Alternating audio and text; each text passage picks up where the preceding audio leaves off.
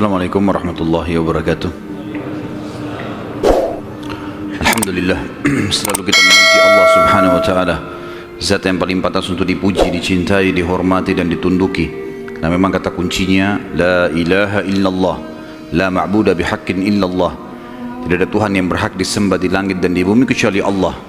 Dan dia telah menggantungkan segala kebutuhan kita yang kita butuhkan untuk roda kehidupan di muka bumi dengan memuji namanya Alhamdulillah. Maka sangat wajar kalau kita selalu mengucapkan kalimat yang mulia ini. Juga kita banyakkan salam hormat kita kepada manusia terbaik yang telah membawa kepada kita hukum halal haramnya Sang Pencipta, sehingga kita punya panduan hidup. Dan juga Sang Pencipta Allah telah menjadikan mengucapkan salam hormat kepada manusia terbaik ini sebagai ibadah buat kita dan pendekatan diri kepadanya. Juga dari sisi yang lain, Sang Pencipta Allah bersama malaikatnya mengucapkan salam hormat kepada manusia terbaik ini.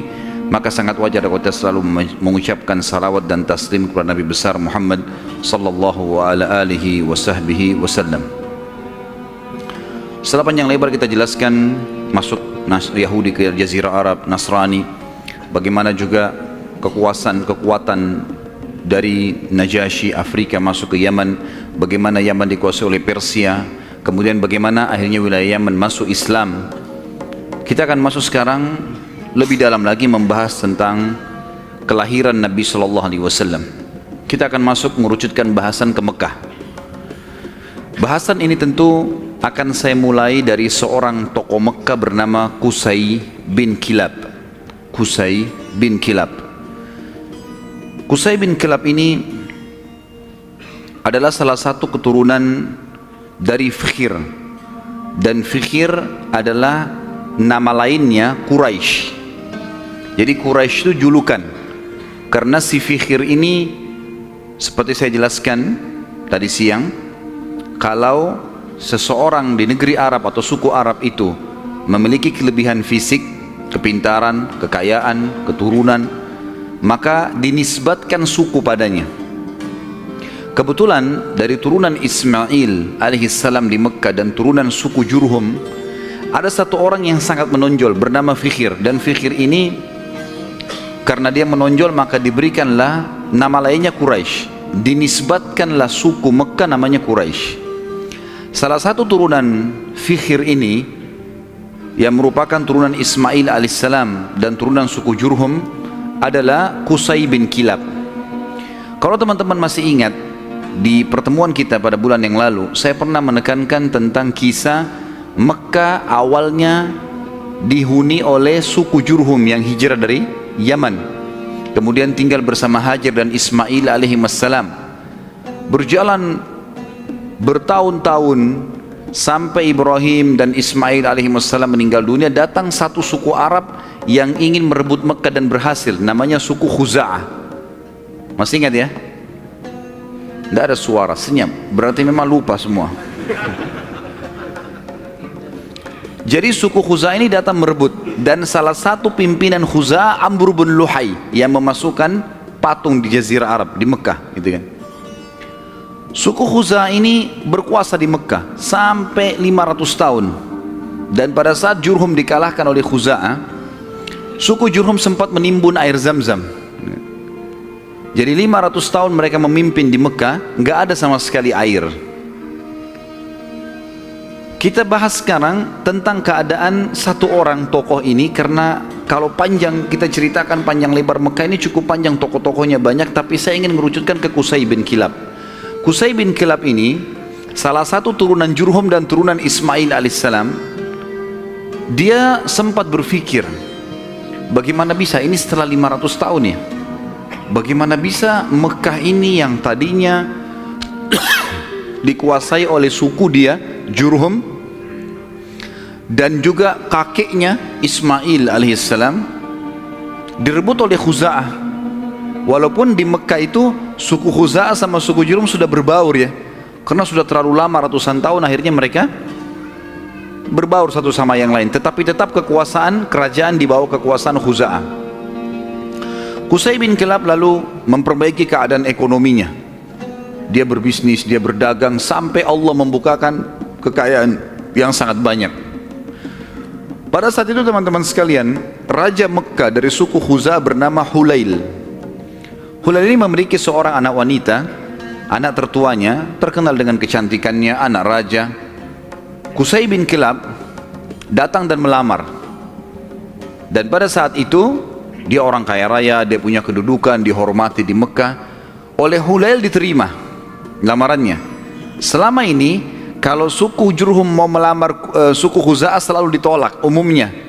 Karena memang ada persaingan dari dulu gitu kan. Mereka berbaur, saling transaksi, kalau berdagang, bertetangga. Tapi pernikahan tidak. Pertama kalinya dari suku Jurhum diterima lamarannya. Itu adalah Qusay bin Kilab. Oleh Hulail, kepala suku sekaligus raja, kepala suku Khuza'ah sekaligus raja Mekah. Pada saat dia menikah dengan anaknya Hulail, Qusay ini menunjukkan yang terbaik, ya. Dia patuh, dia bantu mertuanya dan seterusnya, sampai mertuanya meninggal. Waktu mertuanya meninggal, Qusay menjalankan misinya. Dia lalu mengiklankan dan menobatkan diri menjadi raja Mekah pengganti mertuanya. Orang-orang yang dari suku Khuza'ah menolak. Bagaimana bisa kau jadi raja? Raja jelas dari Khuza'ah, kamu dari Jurhum, nggak boleh gitu. Maka pada saat itu terjadi perseteruan, sampai akhirnya Qusay meminta pertolongan dari orang-orang sesuku dengan dia dari Jurhum, dan Khuza'ah juga berkumpul. Akhirnya terbentuk dua pasukan dan terjadi peperangan besar di Mekah. Pertumpahan darah yang sangat besar dan banyak sekali korban pada saat itu. Pada saat mereka melihat korban banyak sekali teman-teman sekalian, maka tokoh-tokohnya termasuk Qusay bin Kilab dan anak-anaknya Hulail yang merupakan ipar-ipar dari Qusay sendiri, mereka akhirnya sepakat, kita harus ada penengah nih yang mengambil hukum supaya dijelas siapa yang memimpin Mekah. Maka mereka akhirnya sepakat menunjuk satu orang yang dituakan di Mekah pada saat itu, dan memang umurnya sudah sangat tua. Orang ini namanya Ya'mur bin Auf. Ya'mur bin Auf, dia ditunjuk oleh orang-orang Quraisy dari Jurhum dan juga ditunjuk oleh orang-orang Khuza'ah, nunjuk, dan diambillah sumpah atas nama Allah, apapun keputusan Ya'mur harus diterima. Baiklah, Ya'mur pada saat itu umurnya 120 tahun, orang yang sangat tua dan dituakan sekali, dihormati. Datang lalu mendudukkan Qusay dan anak-anaknya Hulail. Lalu mulailah ditanya oleh Ya'mur, wahai Qusay, apa alasan anda membentuk pasukan mau merebut Mekah dari keturunan mertua anda ini, apa sebabnya? Maka Qusay mengatakan, semua kita ini tahu kisah Mekah ini berawal dari kakek saya yang bernama Ismail, dan Ismail seorang nabi. Ismail menikahi suku Jurhum, anak kepala suku Jurhum, dan itu turunan kami. Kami yang membentuk komunitas di Mekah, kami yang membentuk ekonominya, kami yang membangun Ka'bah, kami yang semuanya disebutkan.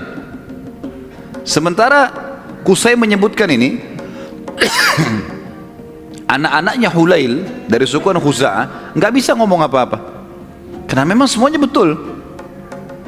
Memang tidak ada. Khuza'ah ditanya, lalu kalian punya apa? Enggak ada. Tidak ada andilnya di Mekah. Cuma datang pasukan dari luar menyerang Mekah, kemudian langsung menguasai. Enggak ada andil sama sekali.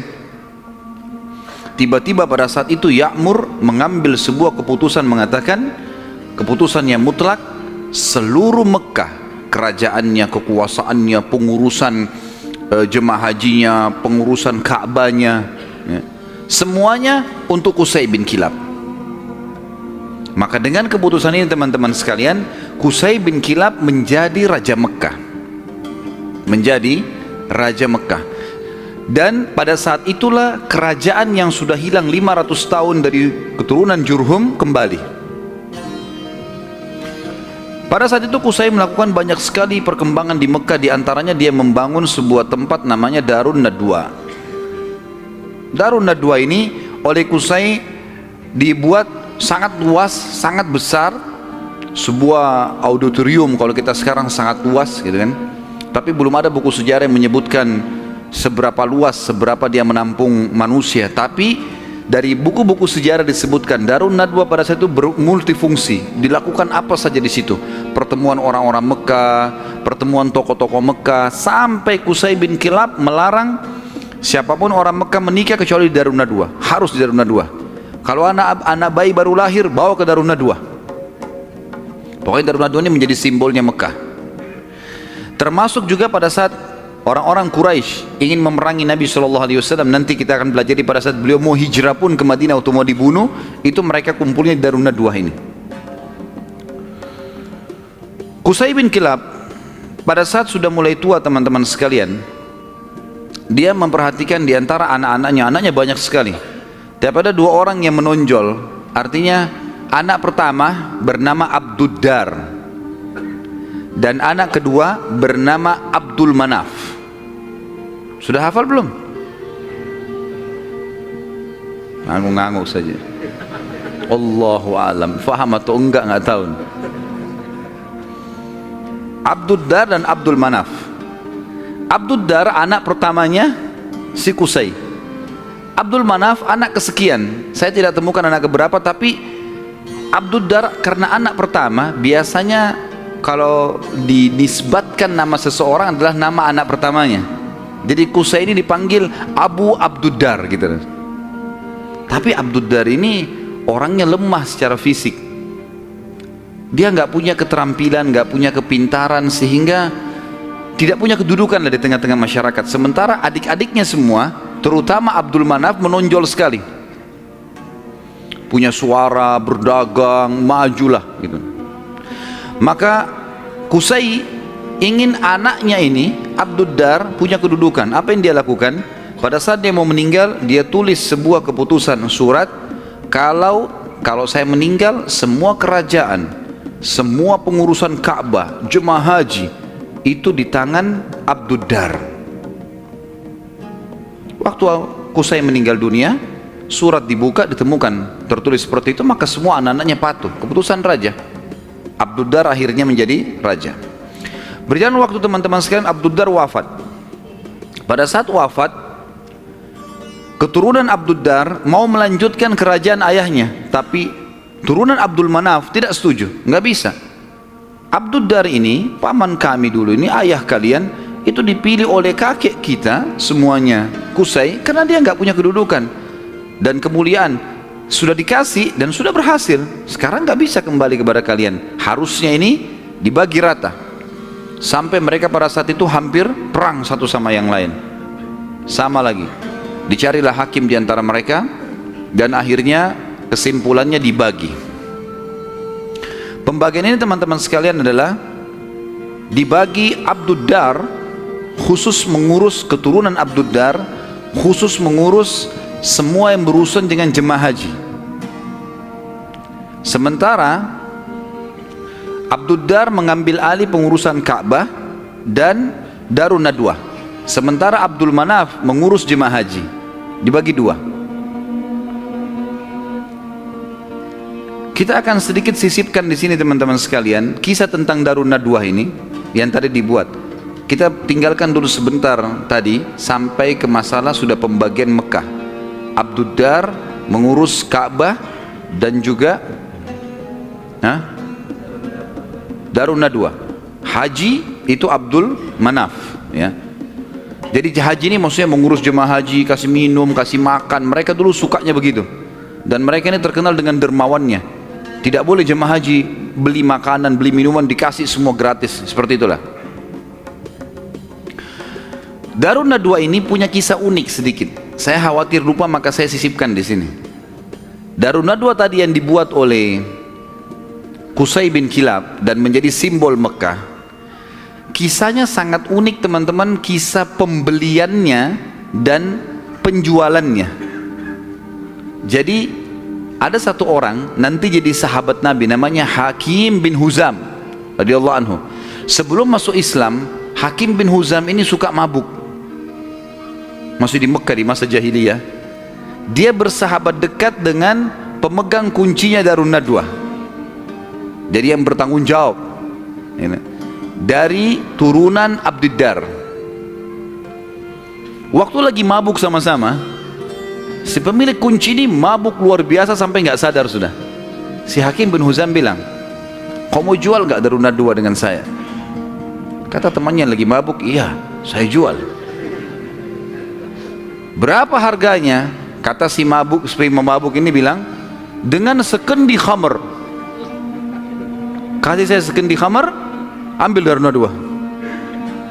Hakim pada saat itu dia tidak semabuk temannya nih. Dia lalu mungkin panggil saksi-saksi segala macam, dikasih satu kendi khamr. Darun Nadwa ini dijual oleh turunan Abdiddar.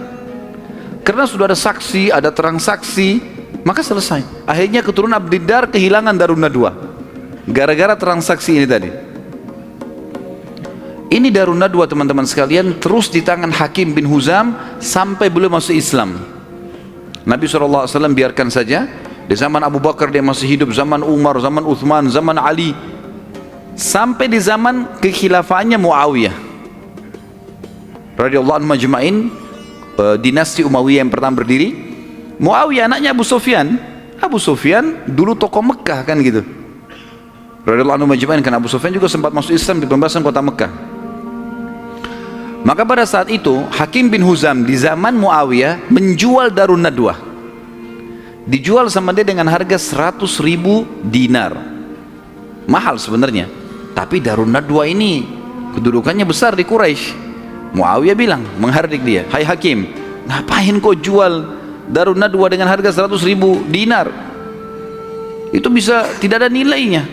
Peninggalan dari Qusay bin Kilab gitu kan, raja pertama Mekah setelah 500 tahun ditinggalkan oleh Jurhum gitu. Maka kata Hakim radhiyallahu anhu, wahai Amir Mukminin, sekarang kita sudah muslim. Penilaian mulia dan bukan mulia itu bukan dari peninggalannya Qusay bin Kilab, tapi kita pengikut Nabi Muhammad SAW. Dan saya dulu demi Allah membelinya dengan sekendi khamr. Sekarang 100.000 dinar banyak sekali. Dan Anda menjadi saksi, bersama dengan seluruh muslimin yang ada di sini, kalau 100.000 dinar ini saya sedekahkan di jalan Allah.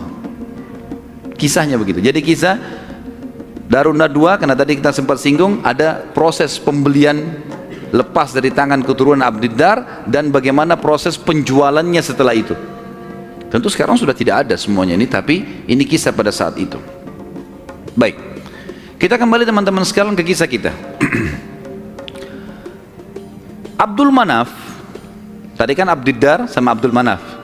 Sekarang Abdiddar sudah kita sebutkan, diantaranya mereka menguasai Ka'bah dan Darun Nadwa. Darun Nadwa sudah dijual, tinggal Ka'bah, perawatan Ka'bah, kiswahnya segala macam urusan mereka.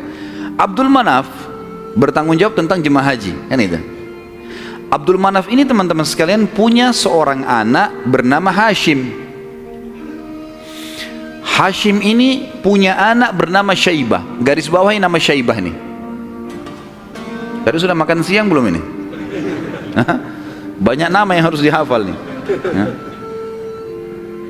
Kita kerucutkan bahasan tentang Abdul Manaf punya anak namanya Hashim. Hashim punya anak Syaibah. Garis bawahi Syaibah nih. Kita akan bahas Syaibah ini. Hashim ini ayahnya Syaibah. Waktu menikah dengan istrinya, ibunya si Syaibah, karena mulianya, ini tradisi jahiliyah dulu ya, karena kedudukan si ibunya Syaibah ini tinggi di sukunya, anak kepala suku, maka ismah itu cerai di tangannya ibunya. Ibunya bisa menceraikan suaminya, hukum dulu. Berjalan waktu, meninggal Hashim. Syaibah ini ikut sama ibunya ke perkampungan ibunya. Ada satu ya, anaknya atau saudaranya Hashim ya. Saudaranya Hashim ini, jadi Abdul Manaf punya beberapa anak, diantaranya Hashim yang punya anak Syaibah, ada juga anaknya yang lain bernama Muttalib. Anaknya si Abdul Manaf ini. Muttalib ini namanya orang, ya. Muttalib ini datang ke perkampungan Syaibah, ibunya Syaibah, lalu dia berkata kepada ibunya, ini ayahnya Hashim sudah meninggal, tapi anak ini keturunan Qusay bin Kilab, ini turunan raja di Mekah, jangan ditinggalkan di kampung sini, ikut ke Mekah dengan saya, siapa tahu nanti dia punya kedudukan di Mekah. Kata ibunya nggak bisa, ikut sama saya. Akhirnya kena cekcok nih, tanda kutip di sini. Maka ibunya Syaibah bilang, ini kita suruh pilih aja dia. Si Syaibah ini mau ikut siapa? Nanti kalau saya sebutin julukannya Syaibah ini, baru antum bilang, oh iya itu orangnya. Kata si ibunya, pilih aja, Syaibah suruh milih. Dia mau tinggal sama saya di sini atau ikut sama anda ke Mekah? Lalu Muttalib tanya di depan ibunya, hai Syaibah, ikut sama saya ke Mekah atau kamu tinggal sama ibumu? Kata Syaibah, saya ikut sama paman saya, ikut ke Mekah. Maka pergilah ke Mekah. Waktu itu Muttalib ini naik unta, dia membonceng di belakangnya Syaibah. Muttalib ini teman-teman dikenal di Mekah suka beli budak, ya. Maka setiap hari dia datang masuk Mekah bawa budak baru. Waktu Syaibah dibonceng oleh pamannya Muttalib ini, orang-orang Mekah kira si Muttalib beli budak baru. Maka mereka bilang, Muttalib baru beli budak, di belakangnya Abdul Muttalib, berarti hambanya si Muttalib nih. Sudah tahu nama Syaibah siapa? Yang antum kenalkan selama ini Abdul Muttalib, namanya dia Syaibah. Jelas? Baik, 3 orang yang jawab, nggak apa-apa lah. Nasib, saya sudah teriak-teriak tapi Abdul Muttalib berarti namanya Syaibah. Jadi Abdul Muttalib bukan Muttalib nama Allah ya. Ini nggak ada dalam Asmaul Husna gitu. Tetapi di sini Muttalib nama pamannya. Karena sering beli budak, kemudian dia membonceng ponakannya. Orang-orang Mekah kira ini adalah budak baru, maka dibilang Abdul Muttalib, hambanya Muttalib. Tapi karena itu sudah menjadi buah bibir di Mekah, akhirnya terkenal dengan Abdul Muttalib. Baik, Abdul Muttalib ini yang tentu kita sudah tahu adalah kakek Nabi SAW. Kita masuk mengerucutkan bahasan sekarang ke Abdul Muttalib nih, si Syaibah. Kita sudah kerucutkan bahasan dari Abdul Manaf, ada anaknya Hashim, Hashim punya anak Syaibah, Syaibah ini Abdul Muttalib. Kita harus kerucutkan begitu supaya nanti ngerucut ke Nabi SAW, karena kalau melebar akan jalur nasab Quraisy banyak sekali. Abdul Muttalib ini pada saat dia masuk ke Mekah, kemudian dia menikah, Allah karuniakan dia 1 orang anak. Anaknya diberi nama Harith, 1 anak dikasih. Waktu Harith sudah mulai bujang, mencapai umur sekitar 17 tahun, Abdul Muttalib ini Syaibah mimpi malam-malam. Dia mendengar suara dalam mimpinya, ihfirit tiba, maksudnya galilah tiba. Tiba itu sesuatu yang baik. Lalu dia bertanya, mat tiba, apa itu tiba? Hilang suara itu. Hari kedua dia mimpi lagi, dengar lagi suara, ihfiril barrah, galilah sesuatu yang baik, yang bermanfaat. Dia tanya, mal barrah, apa itu barrah? Yang baik itu apa? Hilang lagi suara itu. Hari ketiga dia mimpi lagi, ihfiril madmunah, gali sesuatu yang terjamin. Dia tanya, mal madmunah, apa itu madmunah? Hilang lagi. Hari keempat baru dia mimpi dan dia dengar ihfir zamzam, galilah zamzam itu. Zamzam ini di zaman itu cuma seperti sebuah histori lama, kenangan. 500 tahun tidak ada sumur Zamzam, hilang. Jadi selama Khuza'ah berkuasa teman-teman sekalian di Mekah, mereka selalu mendatangkan air dari luar, beli mahal dari luar Mekah, sumur-sumur di luar Mekah. Abdul Muttalib ini pernah dengar kalimat Zamzam, penasaran dia. Terus dia tanya, dalam mimpi dia tanya, Mas Zamzam, apa itu Zamzam? Lalu keluarlah suara itu mengatakan, dan dia dengar pada saat itu ya, kalau dalam buku-buku sejarah disebutkan, la tanzifu abada, sesuatu yang tidak akan pernah rusak. Wala tarum, juga ya, sesuatu yang selalu bersih dan tidak akan pernah rusak. Tasqil hajijal a'zam, engkau akan memberikan dengannya air para jemaah haji. Dikatakan wahia bainar rafthi wad dam, tempatnya air Zam-Zam itu berada di antara rafath. Rafath itu bisa berarti busanya darah, atau memang darah yang bercampur busa yang bercampur dengan darah, atau memang busa air biasanya. Jadi dikatakan sini ciri-cirinya adalah tempat Zam-Zam itu ada darah yang bercampur dengan rafath, dengan busa, kemudian bercampur sama tanah. Lalu dikatakan lagi dalam mimpinya, inda naqratil gurabil a'sam, di bawah patokannya burung gagak yang memiliki warna keputih-putihan. Inda qaryatin naml, di atas atau di sekitar sarang semut. Seperti itu dalam mimpinya. Maka Abdul Muttalib bangun pagi-pagi, penasaran dia dengan mimpi ini, dan dia tahu mimpi ini gak mungkin main-main. 3 hari 4 hari berturut-turut. Kemudian dia disuruh gali, dia bawa cangkulnya, datang di sekitar Ka'bah. Dia cuma tebak saja kemungkinan dekat Ka'bah nih, karena tidak ada tempat yang lebih agung di Mekah daripada Ka'bah. Dia datang dekat Ka'bah. Dan kalau masih ingat dulu pada pertemuan kita di bulan yang lalu, ada penjelasan tentang 2 patung yang disembah di Mekah, Isaf dan siapa yang ingat? Kalau lupa saya nggak datang lagi balik papan. Isaf dan Na'ilah. Isaf kan nama laki-laki, Na'ilah nama perempuan, yang dulu mereka saling suka, akhirnya mereka berzina depan Ka'bah dan dikutuk menjadi patung. Kan dulu waktu sebelum Amr bin Luhai datang ke Mekah, patung Isaf ditaruh di Gunung Safa, patung Na'ilah ditaruh di Gunung Marwah, untuk peringatan bagi orang-orang, nih hati-hati kalau berzina depan Ka'bah dikutuk begini nih gitu. Tapi oleh Amr bin Luhai yang membawa patung masuk ke Jazirah Arab, dia angkat patung Isaf dan Na'ilah, dipindahin dekat Ka'bah, disuruh orang Mekah sembah. Tapi orang sudah lupa sejarahnya, karena kejadian Isaf dan Na'ilah dikutuk ini jauh sebelum Amr bin Luhai. Ringkas cerita, di depan Ka'bah antara Hajar Aswad dengan Hijr Ismail itu ada patung Isaf dan Na'ilah. Ada satu suku Arab teman-teman sekalian datang ke situ antara Isaf dan Na'ilah, nyembeli sapi. Tiba-tiba pada saat Abdul Muttalib lagi duduk, lagi memperhatikan ke arah Ka'bah, di antara Isaf dan Na'ilah, kemudian ada orang nyembeli sapi.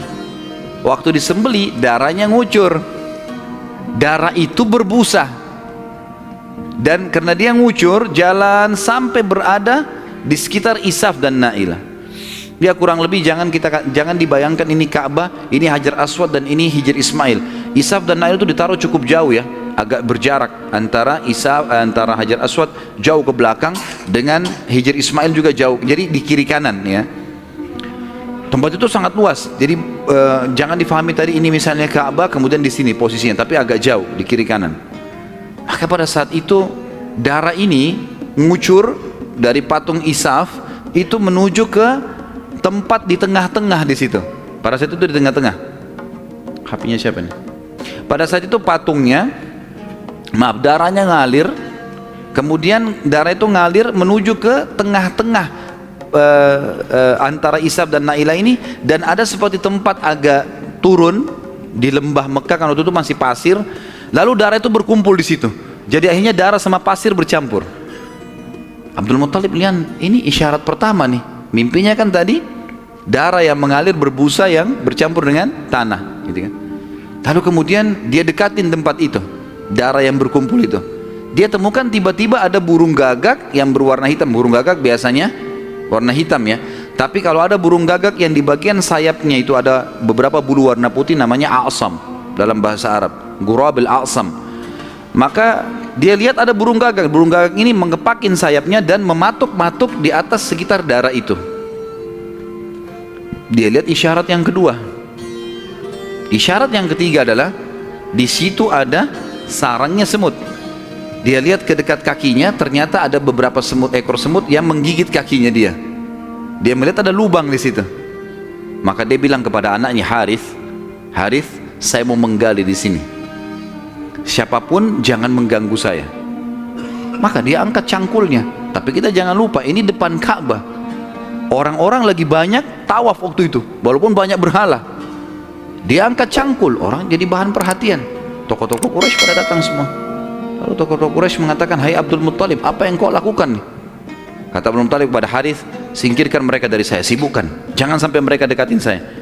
Terus saja Harith menyibukkan orang-orang Quraisy, dan Abdul Muttalib terus saja mencangkul sampai ujung cangkulnya menyentuh bibirnya sumur itu, sumur Zam-Zam. Dan dengan kuasa Allah airnya muncrat keluar. Pada saat airnya muncrat keluar, Abdul Muttalib mengatakan Allahu Akbar, karena memang mereka menggunakan bahasa Arab, dan kalimat Allahu Akbar itu sudah biasa mereka ucapkan, gitu kan. Maka orang-orang Quraisy tahu kalau Abdul Muttalib sudah dapat target, dan mereka kaget waktu lihat air muncrat, air di depan Ka'bah. Selama ini selalu ambil dari luar, ini kemuliaan abadi, gitu kan. Maka tiba-tiba orang Quraisy datang, hai Abdul Muttalib, air ini kita punya sama-sama. Kata Abdul Muttalib, dari mana sama-sama?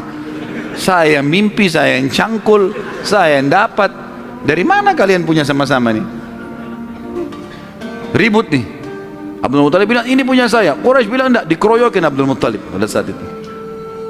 Ribut, akhirnya mereka sepakat panggil hakim lagi. Ini hakimnya nih, cari penengah. Bagaimana caranya supaya ini bisa ditengahi, gitu kan? Insya Allah masalah ditengahi ini kita lanjutkan habis sholat Isya. Subhanakallahumma bihamdika asyhadu an la ilaha illa anta astaghfiruka wa atubu ilaik. Wassalamualaikum warahmatullahi wabarakatuh.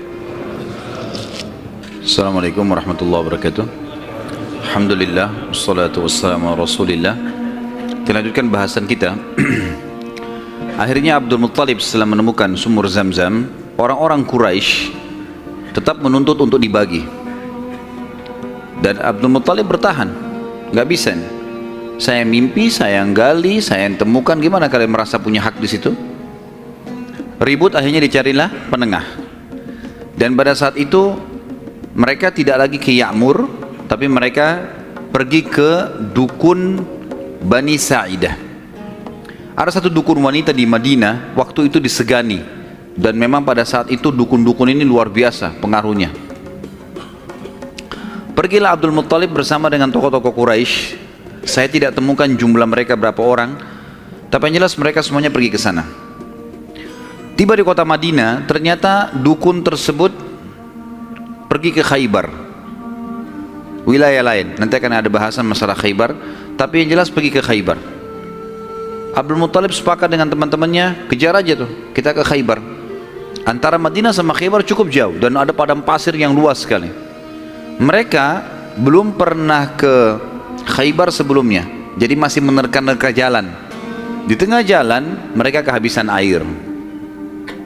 Mau balik ke Madinah jaraknya jauh, mau menuju ke Khaybar belum jelas tujuannya. Air habis, panas lagi sangat terik pada saat itu. Mereka bermusyawarah, kira-kira bagaimana jalan keluarnya nih. Akhirnya orang-orang Quraisy selain Abdul Muttalib sepakat mengatakan, kayaknya kita pasti mati nih, nggak ada air. Kembali ke Madinah bisa mati tengah jalan, menuju ke Khaybar juga nggak jelas, bisa mati tengah jalan. Ya sudahlah, kita pasti mati, lebih baik kita gali kubur saja.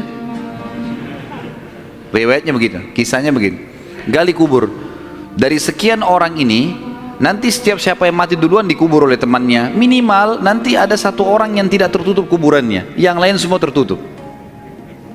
Akhirnya mereka pada gali kuburan, kecuali Abdul Muttalib nih. Abdul Muttalib bilang, ini bukan ide yang tepat nih.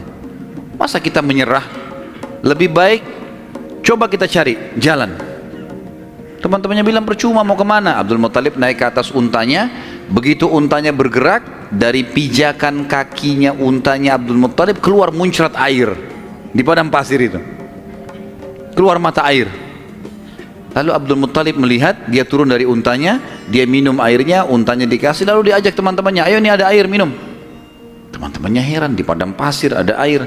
Maka akhirnya mereka sepakat mengatakan, demi Allah yang telah memberikan, demi Allah sungguh ya, yang telah memberikan air kamu di sini, Allah Subhanahu wa taala, dialah yang telah memberikan kamu air Zam-Zam. Zam-Zam punya kau, hai Abdul Muttalib. Gara-gara ini akhirnya Zam-Zam jadi miliknya Abdul Muttalib, dan Abdul Muttalib keturunan dari Abdul Manaf. Sementara memang dasarnya Abdul Manaf tadi sudah saya jelaskan, mereka bertugas memberikan makanan dan minuman jemaah haji, sehingga sekarang mereka tidak perlu lagi mengambil air dari luar, tapi mereka sudah punya mata air Zam-Zam. Dan sebagian ahli sejarah menanggapi mengatakan, Allah yang maha tinggi dan maha pemurah memudahkan mata air Zam-Zam ditemukan kembali oleh Abdul Muttalib, karena memang suku ini dari turunan Abdul Manaf bertugas untuk memberikan minum dan makan jemaah haji. Maka karena itu Allah subhanahu wa ta'ala kasih. Makanya tadi dalam salah satu perkataan dan pernyataan dalam mimpi, Taski hajijal a'zam, engkau akan memberikan minum jemaah haji yang banyak, gitu kan. Jadi bukan karena Abdul Muttalibnya, tapi karena memang waktu itu diberikan untuk jemaah haji umumnya. Baik, baliklah Abdul Muttalib ke Mekah, dan akhirnya pada saat itu Abdul Muttalib dinobatkan secara tidak langsung sebagai Raja Mekah. Kenapa saya katakan tidak langsung? Karena pada saat itu Quraisy sepakat di Mekah itu semua kepala suku bisa memimpin, tidak harus fokus ke turunan Abdul Manaf atau Abdul Dar, tapi mereka Abdul Manaf, Abdul Dar ini mereka yang memegang Ka'bah, memegang urusan haji dan jemaah haji, minum dan makannya ini. Tapi pasukan segala macam ini boleh dari mana saja. Tapi dengan kejadian Abdul Muttalib menemukan air Zam-Zam, maka terkerucut lagi masalah orang-orang Mekah. Karena tadi setelah Abdul Dar meninggal, kan kita sudah bilang tadi, kan pecah ya. Abdul Dar kan jadi raja pengganti ayahnya Qusay. Tapi setelah Abdul Dar mati, ribut anak-anaknya, akhirnya tidak ada raja. Setelah kejadian air Zam-Zam, secara tidak disadari Abdul Muttalib ditunjuk menjadi raja. Dan inilah sebabnya waktu kita jelaskan tadi masalah pasukan gajah yang datang, Abdul Muttalib kan menjadi raja pada saat itu. Dan menjadi raja justru karena menemukan mata air Zam-Zam ini. Abdul Muttalib pada saat itu mulai naik kedudukannya, namanya jadi tambah baik dan seterusnya. Memang orangnya sangat dermawan. Semua orang boleh minum air Zam-Zam tapi melalui izin dia, tapi tidak bayar, gitu kan, dikasih semuanya. Abdul Muttalib mulai berpikir, waktu dia tadi punya anak satu namanya Harith. Masih ingat gak? Wah, ngaku-ngaku aja. Baiklah, saya terima. Anaknya tadi satu, Harith, yang disuruh jaga sama dia waktu dia mencangkul, kan? Baiklah, si Harith dia pikir, waktu saya tadinya punya anak satu nih, kayaknya kerepotan, gak ada yang bisa bela dia. Dan seorang raja, salah satu kebanggaannya kalau punya keturunan banyak. Maka dia pada saat itu berazam, bernazar, ya, kalau Allah memberikan dia anak laki-laki yang banyak, jumlahnya mencapai 10, dia akan menyembeli salah satunya, dikorbankan di depan Ka'bah untuk Allah. Nggak ada dalam syariat Nabi Ibrahim alaihissalam. Ini ijtihadnya, upayanya Abdul Muttalib. Subhanallah, berjalan waktu, istrinya melahirkan, punya anak 16. Anaknya Abdul Muttalib 16, 10 laki-laki, 6 perempuan. Laki-laki yang 10 ini, yang paling pertama tentu ada namanya Harith, ya. Kemudian ada, jadi dari 10 ini kita bagi 6 ini meninggal sebelum masa kenabian, 4 mendapatkan masa kenabian. Dari 10 anak Abdul Muttalib yang laki-laki, ada 6 yang meninggal sebelum fase kenabian, sebelum penobatan Nabi SAW menjadi Nabi. Ini paman-paman Nabi semua, ya. Dan ada 4 yang mendapatkan fase atau masa kenabian. 6 orang yang tidak dapat masa kenabian ini tentu dimulai dari Harith tadi, anak pertamanya Abdul Muttalib. Kemudian tentu ada beberapa nama, ya, saya sebutkan Harith, Dirar, Hijir, Muqaddam, Zubair. Dan yang keenam Abdullah, ayahnya Nabi SAW. Abdullah ini sebenarnya anak paling bungsu dari Abdul Muttalib, anak ke-10, dari 10 anak laki-lakinya, ya. Maka 6 orang ini meninggal sebelum masa kenabian: Harith, Dirar, Hijir, Muqaddam, Zubair dan Abdullah. Dan ada 4 orang hidup sampai masa kenabian, 2 beriman, 2 kafir. Yang beriman adalah Hamzah dan Abbas radhiyallahu anhuma. Ini sempat beriman pada Nabi SAW dan mulia. Hamzah bahkan menjadi pimpinan para syuhada, mati syahid mulia di perang Uhud. Dan Abbas hidup sampai setelah Nabi SAW meninggal pun, sampai di zaman Khilafah Umar, ya kan? Kemudian ada dua yang hidup di masa kenabian tapi kafir, enggak beriman, Abu Talib dan Abu Lahab, ya. Abu Talib ini nama lainnya dia Abdul Manaf, diambil dari nama kakeknya, tapi terkenal dengan Abu Talib. Abu Lahab julukan namanya Abdul Uzzah, dan kita tahu surah Al-Masad turun pada Abu Lahab ini, ya. Paman Nabi SAW, benci sekali dengan Nabi, benci dengan dakwah. Nanti akan kita ceritakan kisahnya di pertemuan akan datang. Yang jelas ini 10 orang anak laki-laki Nabi SAW. Kemudian ada 6 orang anak perempuan. Yang pertama Sofiyah. Sofiyah ini ibunya Zubair bin Awam radhiyallahu anhu. Dan Sofiyah nanti akan kita ceritakan kisahnya, luar biasa pemberani perempuan ini, gitu kan? Dan dia mendidik Zubair bin Awam dengan sangat tegas.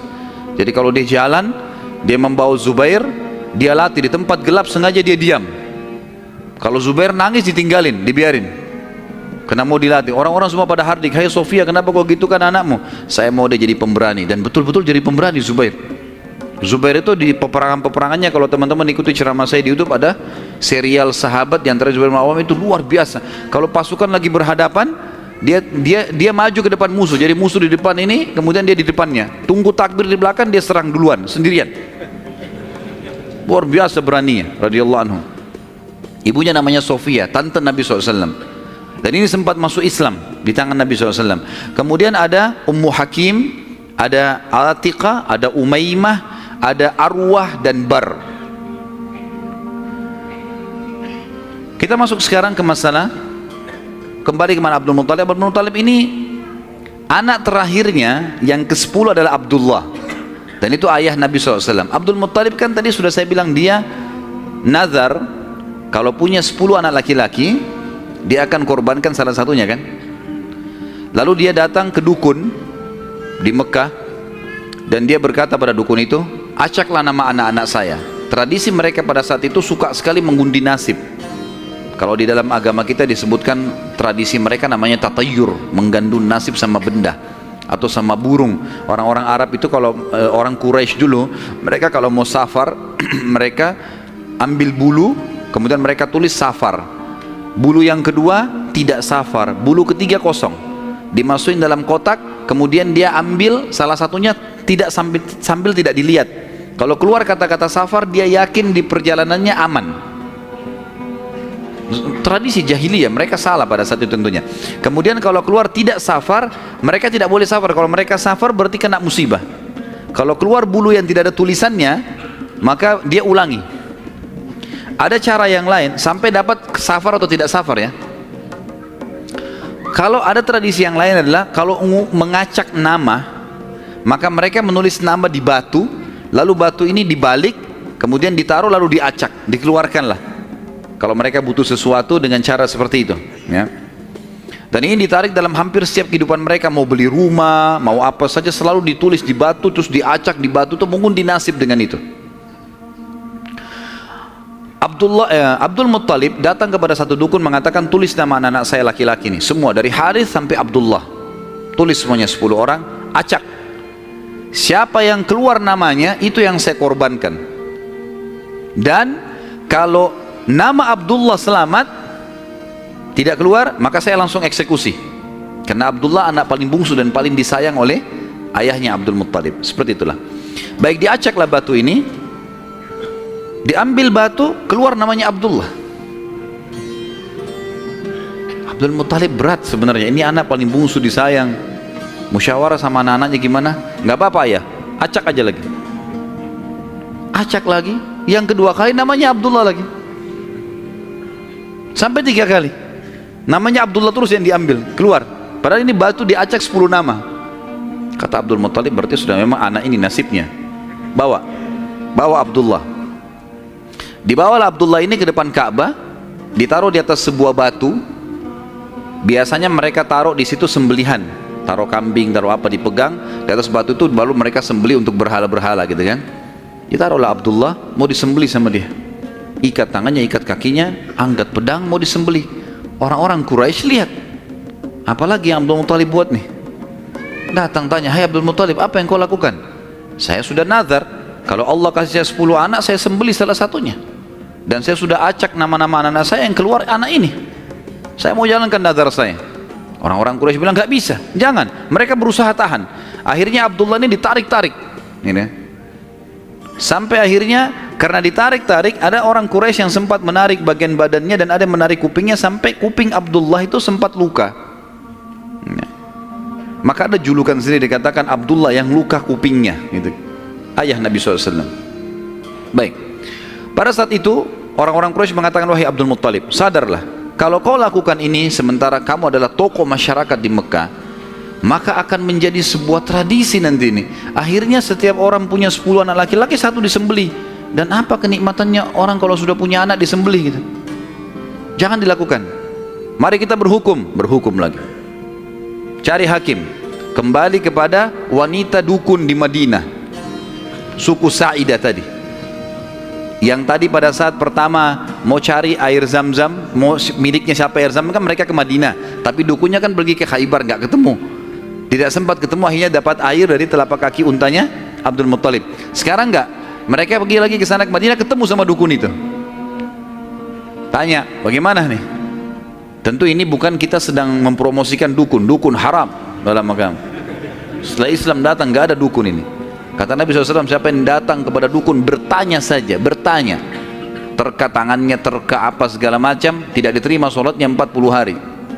Yang datang bertanya, percaya, kufur kepada apa yang diturunkan kepada Muhammad SAW. Tapi kita sedang merentet histori pada zaman itu ya. Baik, pada saat itu teman-teman sekalian, dukun ini tanya, berapa dia? Dia itu denda. Berapa dendanya orang di Mekah Quraisy kalau ada yang membunuh? Kata Abdul Muttalib, 10 ekor unta. Jadi kalau orang membunuh, supaya dia tidak dibunuh, dia harus bayar ke walinya orang yang dibunuh 10 ekor unta. Kata si dukun, tulis namanya Abdullah di batu, tulis juga 10 ekor unta di batu yang lain. Balik, acak. Ini ngundi nasib terus ini. Acak. Waktu diacak, kata dukunnya, kalau keluar namanya Abdullah, supaya Abdullah selamat, tambah batu yang ketiga, tulis 10 ekor unta lagi. Sampai Abdullah selamat.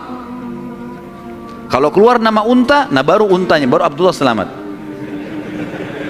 Ditaruh batu 10 ekor unta sama Abdullah, diacak namanya Abdullah keluar.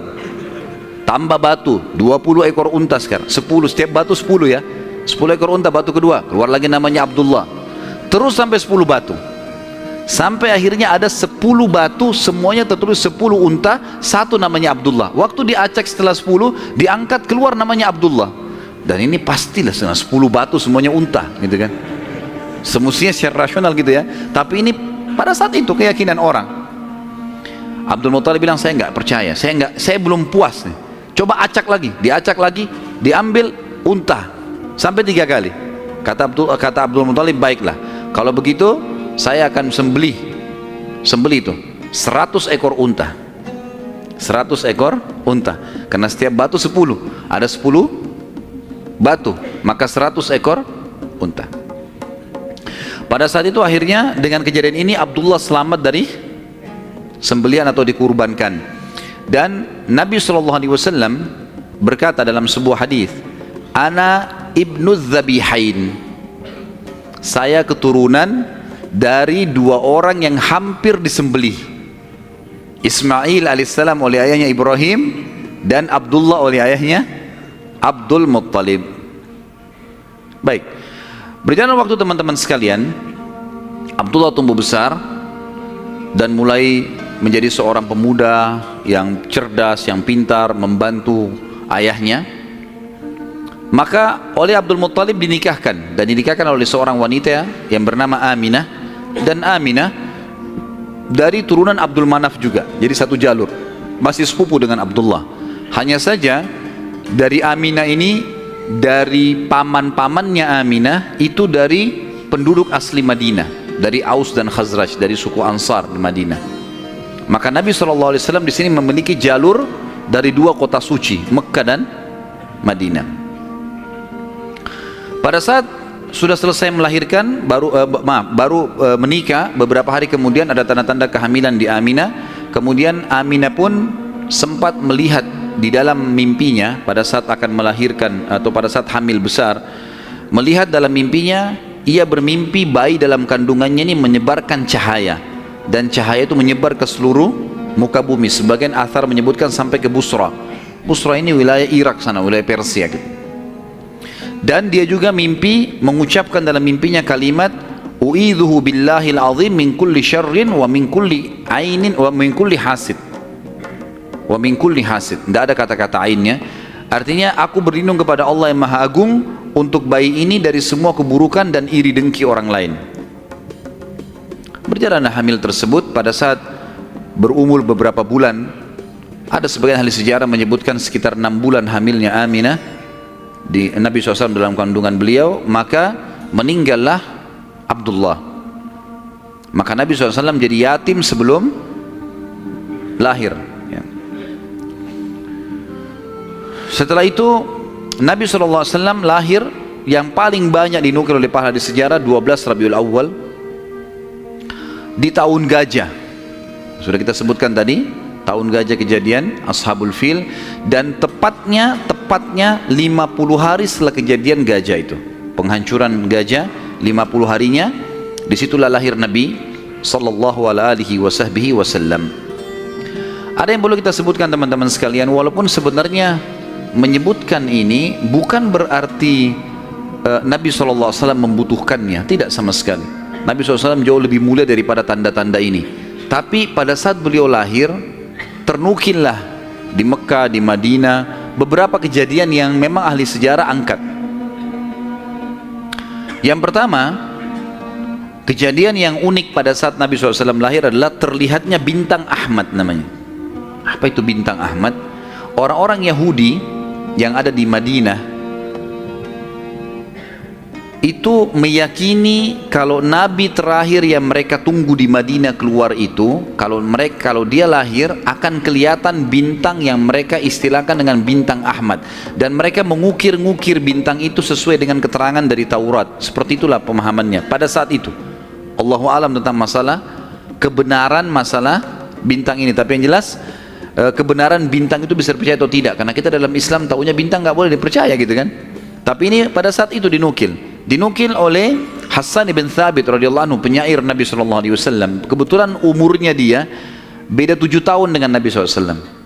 Beliau mengatakan setelah masuk Islam, setelah Nabi SAW hijrah ke Madinah, beliau mengatakan pada hari Nabi SAW lahir, aku kebetulan berada di salah satu benteng Yahudi, dan naiklah di malam hari kebetulan salah satu pendeta Yahudi lalu teriak dengan suara keras, wahai Yahudi, hai sekalian kaum Yahudi, sungguh telah terlihat pada malam ini bintangnya Ahmad, dan tidak terlihat kecuali pada saat ia lahir. Dan menurut Hassan ibn Thabit radhiyallahu anhu, memang umurnya beda 7 tahun dengan Nabi SAW, dan pada hari itu memang hari kelahiran baginda Nabi SAW. Yang kedua dinukil oleh para ulama tentang masalah kejadian-kejadian unik adalah Nabi SAW pada saat lagi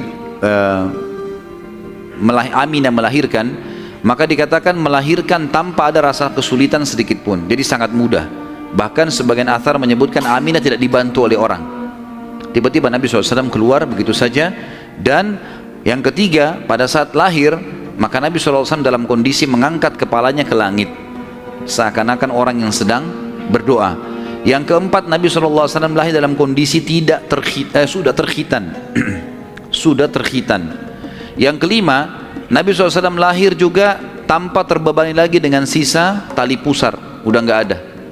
Lahir sudah terkhitan, ya, lahir sudah tidak ada tali pusarnya. Sampai poin di sini, sampai poin kelima ini, 4 poin ya, karena poin pertama tadi itu kejadian di Madinah. Jadi 4 poin ini, Aminah melahirkan dengan sangat mudah, Nabi SAW seperti berdoa ke langit, kemudian terkhitan, kemudian tali pusarnya sudah terlepas.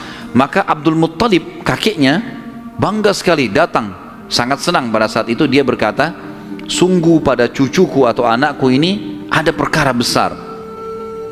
Lalu Abdul Muttalib pun membawa bayi Nabi SAW ke Ka'bah saat baru lahir, dan ia yang memberi nama Muhammad. yang memberi nama Muhammad. Baik, ada sedikit rahasia masalah nama Muhammad ini. Perlu teman-teman tahu, nama Muhammad sebelum Nabi Muhammad SAW tidak dikenal oleh orang-orang Arab. Gak ada satupun orang Arab bernama Muhammad pada saat itu, belum ada. Terus dari mana nama ini? Kok Abdul Muttalib bisa berikan nama cucunya? Ada kisahnya. Jauh sebelum lahir Nabi SAW, Abdul Muttalib pernah jalan-jalan ke negeri Syam bersama dengan 3 orang sahabatnya. Yang pertama Sulaiman bin Mujazi', salah satu kepala suku di Mekah. Yang kedua Hulayla bin Hajij. Dan yang ketiga Himran bin Rabi'ah. 3 orang ini bersama Abdul Muttalib, 4 orang ini pergi ke negeri Syam. Pas tiba di negeri Syam, ada salah satu pendeta Nasrani menemui mereka lalu berkata, kalian dari mana? Kata Abdul Muttalib, dari Jazirah Arab. Dari mana? Tepatnya dari kota Mekah. Kata pendeta itu, dari kota kalian nanti akan keluar Nabi terakhir. Dan Nabi terakhir itu bernama Muhammad. Kata Abdul Muttalib, dari mana engkau tahu itu semua? Dia bilang, dari kitab kami, dalam Injil disebutkan namanya Muhammad. Maka keempat orang ini bertekad pada saat itu untuk memberikan nama kalau mereka dikaruniai anak setelah itu atau cucu, Muhammad. Dan dari 4 orang ini pada saat balik ke Mekah, orang yang pertama mendapatkan cucu laki-laki adalah Abdul Muttalib. Itulah Nabi Muhammad SAW. Maka dia pun mengangkat bayi Nabi SAW lalu keliling di dekat Ka'bah lalu mengatakan, anak ini memiliki perkara yang besar, aku memberikan nama Muhammad, aku memberikan nama Muhammad. Terus dia mengucapkan kalimat itu. Kemudian selanjutnya teman-teman sekalian, yang keenam adalah goncangnya istana Kisra di Persia dan rubuhnya 14 teras istananya. Jadi ada teras-terasnya istana itu rubuh semua tanpa sebab, rusak semuanya.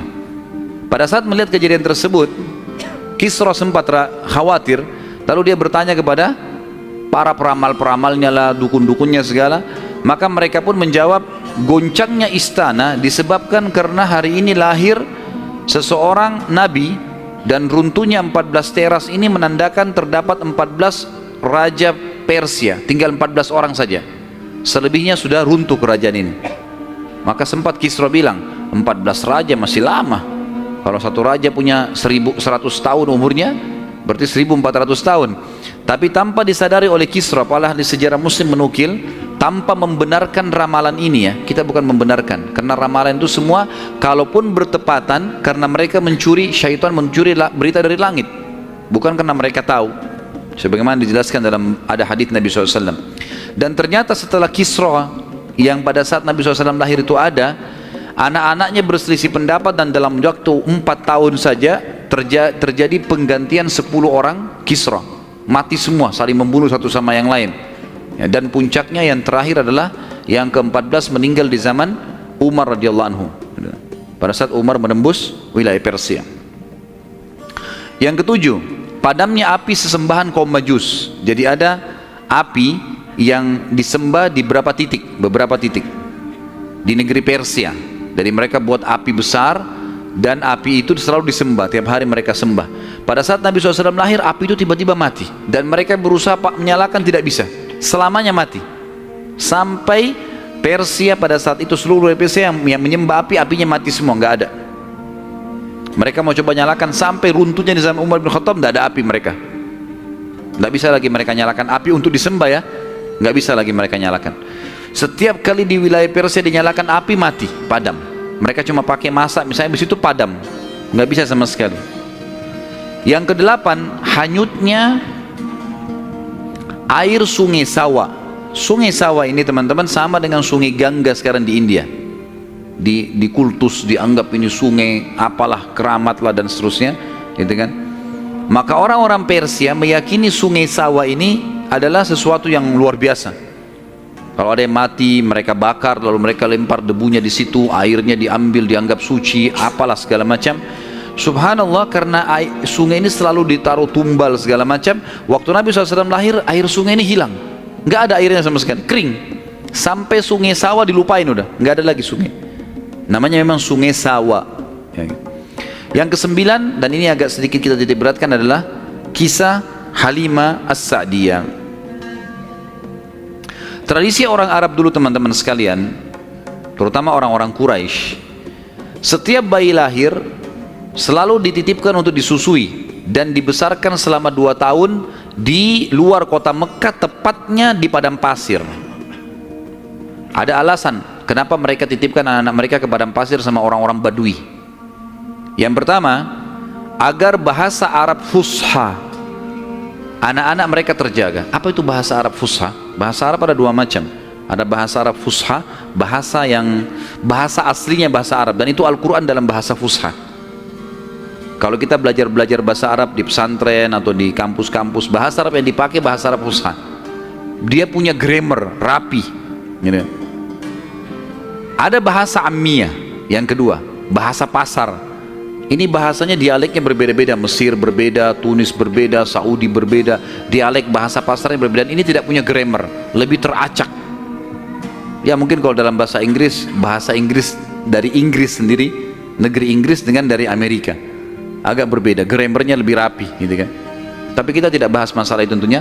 Yang jelas orang-orang Quraisy untuk menjaga bahasa fusha, maka mereka menitipkan anak mereka ke Badui, karena orang Badui masih pakai bahasa fusha. Sementara penduduk asli Mekah pada saat itu sudah sering lalu-lalang jemaah haji. Jemaah haji ini dari berbagai wilayah. Makanya kita temukan bahasa Arab yang kalau tanda kutip ya, yang paling kacau itu bahasa Arabnya orang Mekah sampai hari ini. Karena bercampur baur antara bahasa Arab dengan bahasa Urdu dengan bahasa Indonesia, dengan campur-campur. Jadi kalau kita ngomong sama mereka tuh nggak jelas kadang-kadang. Memang orang-orang Mekah dikenal begitu, karena memang campur baurnya jemaah haji ini.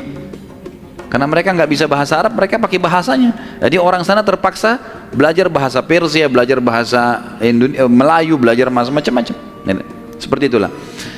Nah, dari zaman dulu memang orang-orang Quraisy sudah khawatir dengan itu, perubahan bahasa. Yang kedua, alasannya kenapa anak-anak mereka dititipkan di padang pasir, karena sisi kesehatan. Padahal zaman dulu belum ada seperti kita ya, masalah kimia-kimia dan segala polusi udara masih belum ada. Tapi orang-orang Quraisy sudah berpikir itu. Anak-anak mereka ditinggalkan di padang pasir untuk menjaga kesehatan tubuh mereka, karena makanannya alami, gitu kan. Hewan-hewan yang langsung disembelih, langsung dimakan, susu kambing yang diminum, memang sehat. Dan juga udara, gitu kan. Serta juga orang-orang Badui ini melatih anak-anak mereka hidup untuk hidup susah, berburulah, membantu orang tuanya, seperti itulah. Nabi SAW pada saat lahir, secara kebetulan wanita-wanita Badui dari suku Sa'diyah kebetulan memang terkenal suka menjual jasa susu ini. Banyak ibu-ibu mereka, wanita mereka yang baru melahirkan, air susunya banyak, mereka pun pergi ke Mekah atau ke kota-kota lain nawarin jasa. Ada yang mau nggak titipin anaknya 2 tahun, kemudian nanti bayar upah, gitu. Bisa orang tuanya datang mengunjungi, nanti balik lagi. Pokoknya anak-anak ini dijamin dijaga. Dan suku Sa'di ini terkenal suku-suku orang-orang yang amanah. Maka orang tidak ragu nitipan anaknya. Datanglah beberapa wanita dari Sa'diyah, di antaranya Halimah. Halimah Sa'diyah ini bersama dengan suaminya bernama Harith. Mereka sama-sama rame-rame datang, dan kebetulan kehidupan Harith dan Halimah ini pas-pasan, orang miskin lah. Di rumahnya itu bangunan tua, ada seekor unta yang kurus dan ada 2 ekor jantan dan betina kambing, tapi dua-duanya juga kurus, tidak produktif lagi. Dan Halimah dan Harith punya anak banyak. Mereka akhirnya mengadu nasib pergi ke Mekah. Saat tiba di Mekah, mereka kelilinglah nawarin jasa. Biasanya kalau sudah datang wanita-wanita ini, orang-orang ibu-ibu Mekah pada datang, nih tawarin anaknya dan seterusnya. Mereka keliling-keliling, semuanya menawarkan diri kepada orang-orang kaya karena akan dibayar. Dan pada saat mereka melewati Nabi SAW, mereka menolak, karena pada saat itu mereka tahunya Nabi SAW tidak memiliki ayah. Abdullah meninggal waktu umur 6 bulan. Siapa yang mau tanggung nih? Abdul Muttalib waktu itu betul Raja Mekah, tapi Abdul Muttalib ini sibuk membiayai jemaah haji, ya, dan memang tidak bisa. Intinya orang-orang perempuan-perempuan saat dia tidak mau menerima Nabi SAW. Semua bawa anak, mau pulang ke kampungnya, tinggal Halimah yang tidak dapat. Lalu suaminya bilang, si Harith, hai Halimah, coba seandainya kamu ambil anak yatim itu, siapa tahu baik buat kita. Maka Halimah pun mengatakan, baiklah, daripada kita pulang dengan tangan kosong, lebih baik kita ambil. Subhanallah, begitu Halimah pegang Nabi SAW, di situ terjadi keberkahan.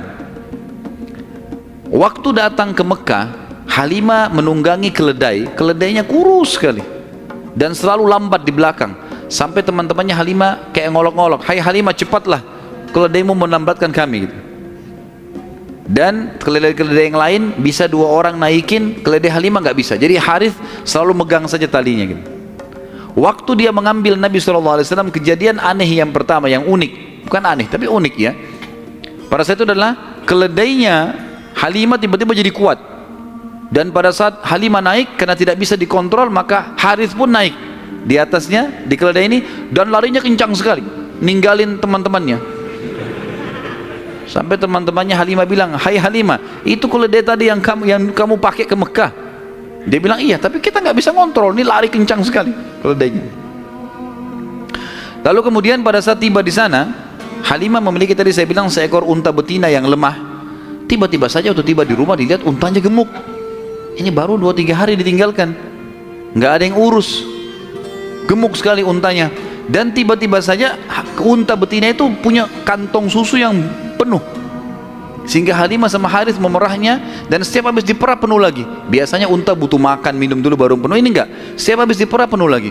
Dia minum dengan anaknya, dengan istrinya si Harith ini, dengan Halimah minum, kemudian anak-anaknya, dan bahkan sempat dibagi-bagi ke teman-temannya, tetangganya, karena penuhnya. Setiap diperah kasih lagi, penuh lagi, begitu terus ya. Kemudian 2 kambing, jantan dan betina yang kurus juga tadi, tiba-tiba gemuk, dan tiba-tiba betinanya hamil dan punya anak, dan akhirnya menjadi banyak. Karena banyak, oleh Halimah dan Harith dijuallah beberapa ekor domba ini, dapat duit, dibeli unta jantan, lalu diternak lagi unta jantan ini sama yang betina. Tiba-tiba saja punyanya Halimah ini, domba dan unta ini menjadi banyak sekali, dan Halimah serta Harith menjadi orang paling kaya di saat dia. Sampai akhirnya Halimah tidak butuh lagi untuk mengambil anak-anak yang disusui. Berkah luar biasa. Sampai terkenal di suku Sa'diyah pada saat itu, mereka berkata, dimanapun Halimah dan Harith gembalakan dombanya atau untanya, ikutkan, karena pasti gemuk. Dan memang betul, kalau ikut digabungkan berdekatan dengan gembalanya mereka, jadi hebat, jadi bagus, jadi subur, jadi begitu luar biasa berkahnya. Halimah berkata, didongkel dalam buku-buku sejarah tentunya, Muhammad telah tumbuh tidak alami, bukan seperti anak-anak sebayahnya. Pada saat dia umur 2 tahun, perilakunya dan pemahamannya sudah seperti anak 6 tahun. Mudah diberikan penjelasan, tidak suka membuat marah, banyak hal-hal gitu. Saat tiba masa pengembalian, sudah umur 2 tahun, Halimah dan Harith pergi membawa Nabi SAW ke Mekah untuk dikembalikan pada Aminah, tapi mereka memohon-mohon, "Tolonglah hai Aminah, biarkanlah tinggal bersama kami, anak ini kami akan jaga, lihat sehat Muhammad, gak ada masalah." Karena mereka lihat berkahnya, dan kami tidak butuh bayaran, gak usah bayar. Muhammad ini waktu datang luar biasa, kejadiannya begini segala macam. Baiklah, kata Aminah, silahkan dibawa. Tentu Aminah ini bolak-balik ya, ngelihat anaknya, balik lagi, tapi tinggal di sana. Sampai akhirnya Nabi SAW tinggal di suku Sa'diyah sampai umur 6 tahun. Sampai umur 6 tahun. Nah, di umur 6 tahun ini teman-teman ada kejadian. Waktu Halimah lagi masak, tiba-tiba saja dari kejauhan anaknya lari. Jadi ada anak Halimah laki-laki dan perempuan yang kurang lebih sebaya dengan Nabi SAW. Ada yang lainnya tentu sudah besar-besar. Nah, si laki-laki ini yang lebih tua dari Nabi SAW lari-lari mengatakan, "Wahai ibu, saudaraku dari Quraisy telah dikeroyokin oleh 2 orang. Lihatlah." Maka Halimah ketakutan, keluar dari rumahnya, minta anaknya, "Mana, tunjukin tempatnya." Ditunjukin tempatnya. Begitu dilihat, ternyata Nabi SAW memang tergeletak di tanah. Lalu Halimah nanya, "Hai Muhammad, apa yang terjadi dengan kau?" Dalam riwayat Bukhari itu umpamanya disebutkan ya, bahwasanya Nabi SAW mengatakan, ya, pada saat itu telah datang kepadaku 2 orang laki-laki yang menjatuhkanku ke tanah, kemudian membelah dadahku dan mengeluarkan sesuatu yang hitam darinya, lalu kemudian menutupnya kembali. Nabi SAW dengan polos jawabnya gitu. Maka Halimah pun membuka baju Nabi SAW dan menemukan memang ada bekas jahitan. Karena ketakutan, Akhirnya Halimah bersama Harith membawa pulang Nabi SAW ke Mekah. Hai Aminah, ini anakmu, ini masih sehat ya, utuh, nggak ada apa-apa, ambillah kembali. Aminah kaget, kenapa kalian kembalikan? Dulu kalian yang ngotot mau tahan, kenapa sekarang memohon supaya diambil kembali? Kenapa? Akhirnya kena terdesak, mereka bilang ada kejadian begini dan begitu. Lalu Aminah mengatakan, apakah kalian mengira bahwasanya anakku ini diganggu oleh syaitan? Tidak mungkin, karena pada saat aku sedang hamil aku mimpi ada kalimat yang aku ucapkan, u'idzuhu billahil azim min kulli syarrin wa ainin hasid. Aku berlindung kepada Allah untuk bayi ini dari semua keburukan dan iri dengkinya orang lain. Tapi Halimah dan Harith sudah ketakutan, dikembalikanlah Nabi SAW di umur 6 tahun itu. Di umur 6 tahun ini dia kembali ke pangkuan, Nabi SAW kembali ke pangkuan ibunya Aminah. Tepatnya beberapa bulan setelah kembali, Aminah mengajak Nabi SAW mengunjungi paman-pamannya Aminah di Madinah. Ya, Nabi SAW umur 6 tahun sudah ke Madinah, gitu kan? Tinggal beberapa hari pada saat pulang menuju ke Mekah, tepatnya di wilayah namanya Rabwah. Rabwah sekarang masih ada wilayah itu tentunya. Mungkin kalau tidak salah sekitar 80 sampai 100 km lah dari kota Mekah, kalau saya tidak salah tentunya ya. Itu Aminah sakit keras dan meninggal di tempat itu dan dikubur di situ. Lalu Nabi SAW dibawa pulang ke Mekah oleh pembantunya Aminah dan diserahkan kepada kakeknya Abdul Muttalib. Dan Abdul Muttalib ini memelihara Nabi SAW dari umur 6 tahun sampai 8 tahun, 2 tahun. Di sini Nabi SAW belajar banyak sekali dari Abdul Muttalib, belajar kepemimpinan, karena Abdul Muttalib ini pemimpin pada saat itu. Nabi SAW selalu di mana kakeknya, di situ dia. Terutama di majlis di Darun Nadwah, setiap kali duduk selalu dilihat bagaimana dipecahin masalah. Dan Abdul Muttalib ini memiliki sebuah tempat duduk yang tidak boleh ada orang duduk situ, termasuk anak-anaknya. Paman-paman Nabi SAW semua tidak boleh duduk. Tapi Nabi SAW setiap hari kalau datang lebih dulu dari kakeknya, dia duduk di kursi situ. Umur 8 tahun. Setiap kali paman-pamannya usir, dia suruh pindahin karena dianggap anak kecil. Nabi SAW mengeluh sama kakeknya, ini paman-paman saya larang saya. Maka Abdul Muttalib mengatakan, jangan larang anak ini, biarkan dia duduk di sini. Yang lain tidak boleh kecuali dia. Maka kata ahli sejarah, Nabi SAW belajar banyak sekali hal, diantaranya bagaimana dia menjadi tokoh masyarakat. Baru 6 sampai 8 tahun ya. Di umur 8 tahun meninggallah Abdul Muttalib, kakek Nabi SAW. Kemudian diambil alih dan dipelihara oleh pamannya Abu Talib. Dan Abu Talib memelihara Nabi SAW dari umur 8 tahun sampai Nabi SAW mandiri. Sebenarnya tinggal serumah dengan Abu Talib sampai menikah, sampai umur 25 tahun. Tapi Nabi SAW waktu itu mulai 8 tahun, karena Abu Talib ini pamannya orang miskin, maka beliau pun akhirnya niat ingin membantu. Abu Talib sering kali dititipkan amanah gembalaan domba oleh masyarakat Mekah. Maka Nabi SAW pun mengambil alih dan memelihara domba-domba itu, datang ke padang pasir, digembalakan. Dan ini teman-teman sekalian perlu digarisbawahi, memang semua nabi-nabi dengan hikmah Allah memang dibuat atau di awal-awal umur mereka sebelum dinobatkan jadi nabi mengembala domba. Kata Nabi SAW, tidak ada seorang nabi pun kecuali menjadi pengembala domba sebelum masa penobatan. Sebagian ulama tentu membahas masalah domba ini karena domba-domba ini hewan-hewan yang lembut, kalau mereka makan mereka tidak rebutan, artinya mereka mengelompok di padang pasir. Dan pada saat lagi nunggu gembala, orang pengembala ini bisa bertafakur, melihat langit luas, menunggu berjam-jam. Jadi itu juga ada diantara hikmahnya. Nabi SAW ini mengembala teman-teman sekalian dari umur 8 tahun sampai umur 21 tahun mengembala domba ya. Ini umur di mana Nabi SAW pada saat itu mengembala atau menjaga gembalaan ini. Tentu di atas umur 21 tahun baginda Nabi SAW sudah mulai terjun ke bisnis, sudah mulai terjun ke bisnis, meninggalkan gembala domba, kemudian mulai berusaha. Di antara yang dilakukan oleh Nabi SAW adalah membeli beberapa produk di pasar Ukaz, pasar khasnya orang Mekah ya. Kalau yang saya pernah kumpulkan informasi, kalau tidak salah memang lokasinya di pasar Seng dulu itu Tapi sekarang pasar sini juga sudah dihancurin ya.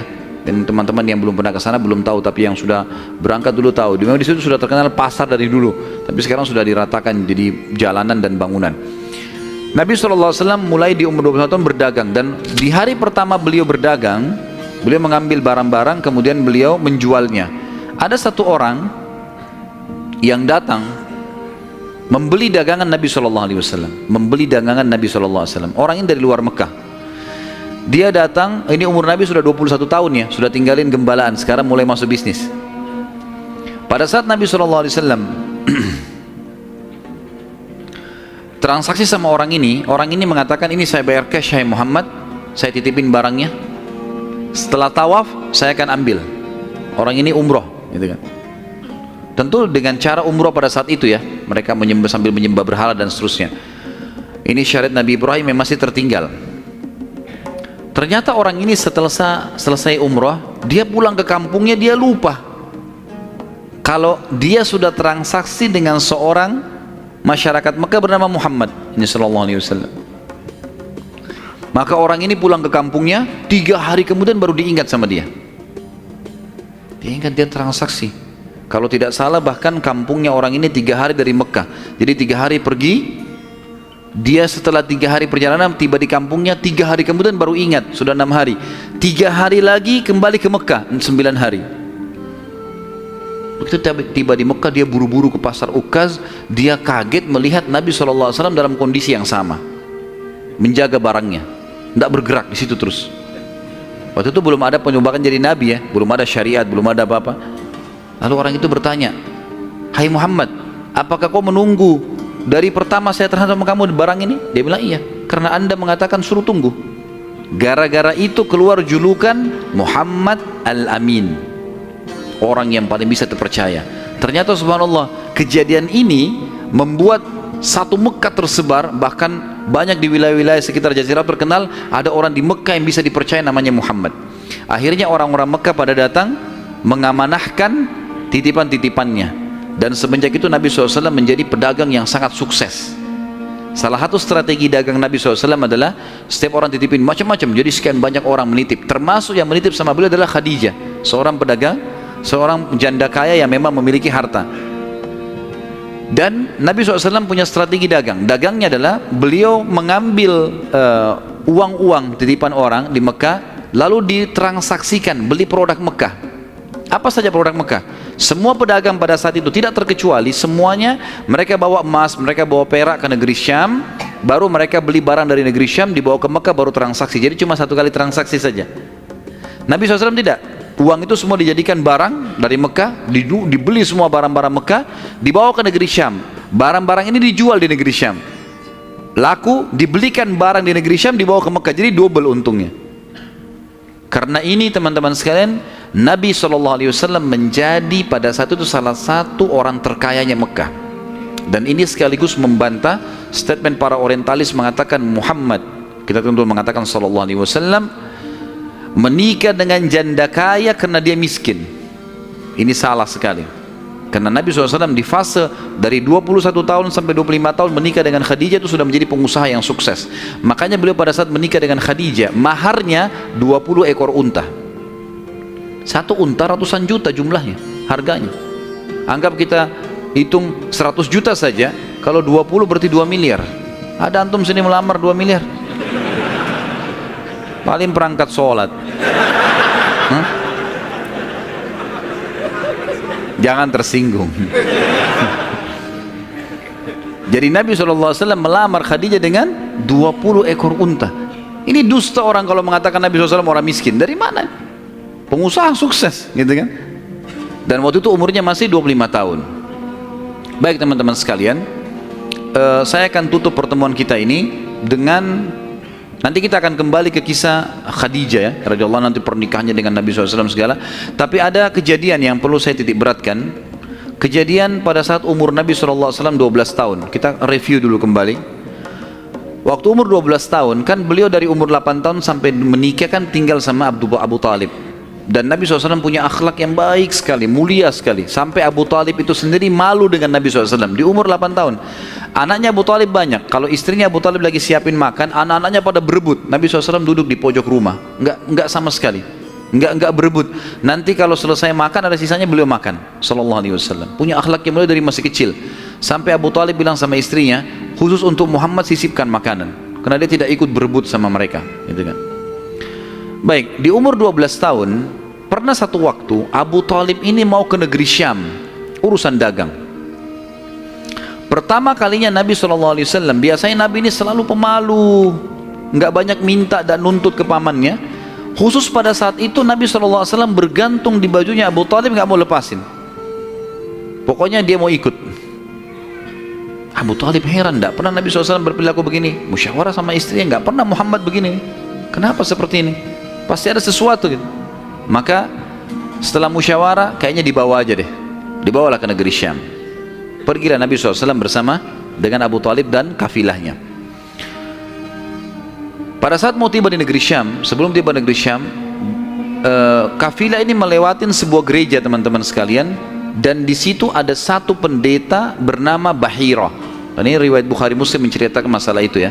Dan sampai sekarang di negeri Syam masih ada puing-puingnya gerejanya Bahira ini. Pada saat itu di zaman Nabi SAW ada gereja ini, dan sampai sekarang masih ada sisa puingnya. Saya pernah lihat cuplikannya sendiri, ada sisa puingnya di negeri Syam, tepatnya di Syria ya. Kemudian teman-teman sekalian, pada saat melewatin kafilah ini melewatin gereja, si Bahira ini kepala pendeta di gereja itu memang lagi nunggu informasi tentang Nabi terakhir nih. Dia ngeliat-lihat di jendela gerejanya, setiap kafilah lewat dilihat sama dia, terutama yang dari Jazirah Arab. Secara kebetulan dengan hikmah ilahi lewat kafilahnya Abu Talib, dan kafilah ini agak berbeda dengan yang lainnya. Kafilah itu berarti 3 unta ke atas ya, baru dinamakan kafilah. 3 ekor unta ke atas baru dinamakan kafilah. Waktu lewat kafilah Abu Talib ini ada awan yang menaunginya, beda dengan kafilah lain, padahal lagi terik matahari. Dan tidak sengaja kafilah Abu Talib istirahat di sebelah gereja, dan ada pohon-pohon kurma yang berderet, itu semuanya seperti menundukkan daun-daunnya ke kafilah itu. Pendeta ini perhatikan, kafilah tanya ini, kirim satu orang, tanya mereka kafilah dari mana nih? Jawabannya dari Jazirah Arab. Dari mana? Dari kota Mekah. Kata Bahira, hidangkan makanan sebaik mungkin di gereja, undang semua kafilah ini masuk makan. Diundanglah. Ringkas cerita, masuklah mereka untuk makan, dan pada saat satu kafilah ini masuk, yang ditinggalkan di situ hanya Nabi SAW. Nabi nggak boleh masuk karena tradisi orang Arab dulu aib kalau anak kecil ikut makan. Nanti selesai orang tua makan baru makan. Tapi ini tradisi jahiliyah. Kalau sekarang antum lakukan, antum juga jahiliyah. Makan, kasih anak-anak makan. Kenapa harus disendirikan? Mungkin dia lapar, kesian, gitu kan? Baiklah. Waktu lagi makan, Bahira ini memperhatikan satu persatu orang-orang Quraisy ini, wajahnya, karena mereka tahu cirinya Nabi terakhir. Alisnya, wajahnya, mukanya, kulitnya, jalur nasabnya, semua jelas. Tidak semua, tidak ada tanda-tanda kenabiannya. Ini mukanya muka biasa semua. Maka si Bahira tanya, apakah masih ada dari kafilah kalian yang tidak ikut makan? Kata mereka, ada satu anak kecil di depan, kami suruh jaga barang kami. Kata Bahira, boleh saya ketemu? Oh silahkan. Mereka lagi asyik makan. Bahira keluar menemui Nabi SAW. Nabi lagi duduk di bawah pohon. Lalu Bahira memanggil dia, mengatakan, hai anak kecil, ikutlah dengan saya. Kafilahnya disuruh jaga oleh beberapa pegawainya Bahira ini. Masuk di satu ruangan di gereja. Kemudian Nabi SAW berdiri lalu kata, jadi orang Mekah begini teman-teman, di Mekah itu ada patung namanya Lat dan Uzza. Lat dan Uzza ini 2 patung yang luar biasa dikultuskan di Mekah. Hebat patung ini menurut mereka. Jadi kalau bersumpah atas nama Lat dan Uzza sudah tidak mungkin berbohong. Kalau bohong kualat nih. Maka pendeta ini tahu Bahira, dia bilang, hai anak kecil, saya akan bertanya kepadamu atas nama Lat dan Uzza. Ini semua anak kecil sampai orang tua di Mekah tahu nama ini, dan mereka ketakutan kalau dengar nama ini. Apa jawaban Nabi SAW waktu itu? Umur 12 tahun, masih kecil. Kalau kita sekarang masih SD gitu kan. Maka beliau mengatakan, jangan engkau sebutkan 2 nama berhala itu karena aku membencinya. Aku tidak suka dengan patung itu. Penasaran Bahir. Diperhatikan wajahnya, alisnya, matanya Nabi SAW. Perlu teman-teman tahu ya, ciri fisik Nabi SAW itu luar biasa. Tersebutkan secara rinci di Taurat dan Injil. Allah mengatakan dalam Al-Quran, A'udzubillahi minasyaitonirrajim, ya'rifunahu kama ya'rifuna abna'ahum. Orang-orang ahli kitab, terutama Yahudi dan Nasrani ini, maksudnya orang Yahudi dan Nasrani, betul-betul mengetahui Muhammad SAW sebagaimana mereka mengenal anak-anaknya. Karena terinci. Disebutkan dalam hadis, alis Nabi SAW seperti busur panah yang lebar, berwarna hitam dan tebal. Bola mata beliau SAW besar, kelopaknya, dan dipenuhi dengan bulu mata yang lebat. Bola matanya putihnya putih bersih, hitamnya hitam pekat. Hidungnya yang mancung, bibir, dahi dan pipi yang setara dengan wajah, tidak oval dan juga tidak bulat, gitu kan. Kulitnya sangat putih sampai Nabi SAW pipinya kemerah-merahan. Jadi sangat tampan, luar biasa. Sampai ahli hadis mengatakan, kalau Yusuf alaihissalam diberikan sepertiga gagahan dunia, maka Nabi SAW memberikan seluruh kegagahan dunia. Tidak pernah ada orang melihat Nabi SAW tidak suka. Manusia terbaik, pilihan, paling sempurna nasabnya, paling sempurna ilmunya, fisiknya, segala-galanya. Bahira memperhatikan Nabi SAW, ini semua ciri yang disebutkan dalam Injil ada. Dia masih bimbang, dia ingin buktikan satu hal. Apa itu? Dalam Taurat dan Injil juga disebutkan Nabi, setiap Nabi itu punya tanda kenabian. Apa tanda kenabian teman-teman sekalian? Sebuah daging yang menggumpal di pundak sebelah kanan, dan daging itu berwarna merah kehitam-hitaman dan dimiliki dengan atau memiliki bulu yang lebat. Maka Bahira berkata, hai anak kecil, apa kau izinkan saya untuk melihat punggungmu? Dia mengatakan, iya silakan. Dibukalah oleh Nabi SAW. Begitu dia lihat tanda itu, lalu Bahira menciumnya dan mengatakan, kaulah orangnya. Tapi garis bawah satu hal ya, tanda ini tanda kenabian. Sudah selesai dengan Nabi Muhammad SAW. Jadi kalau di punggung antum ada dusta semua itu. Tidak ada hubungannya sama Nabi.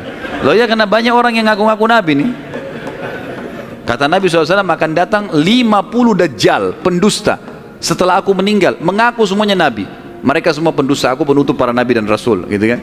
Karena ada orang mengaku gitu. Jadi ini khas untuk Nabi-Nabi dan sudah ditutup dengan Nabi Muhammad SAW. Sudah habis ceritanya. Nah, jadi kalau ada yang gumpal-gumpal itu daging numpang aja. Pada saat itu Bahira pun membawa Nabi SAW masuk ke dalam ruangan makan, lalu berkata, siapa walinya anak ini?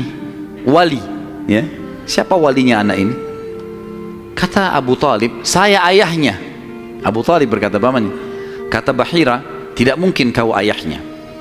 Anak ini mati ayahnya waktu dia masih 6 bulan di perut ibunya. Pendeta di negeri Syam tahu. Anak ini meninggal ayahnya waktu dia umur 6 bulan di perut ibunya. Dan ibunya meninggal pada saat dia umur 6 tahun.